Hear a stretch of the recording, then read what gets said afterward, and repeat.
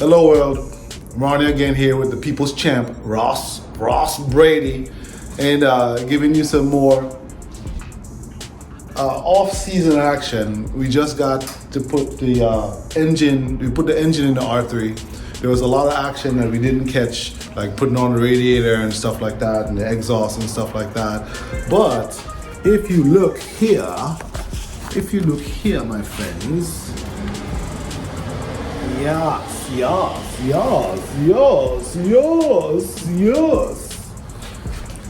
She is coming together nicely. So, if you have not already, like and subscribe. Team Irie 2022, here we come.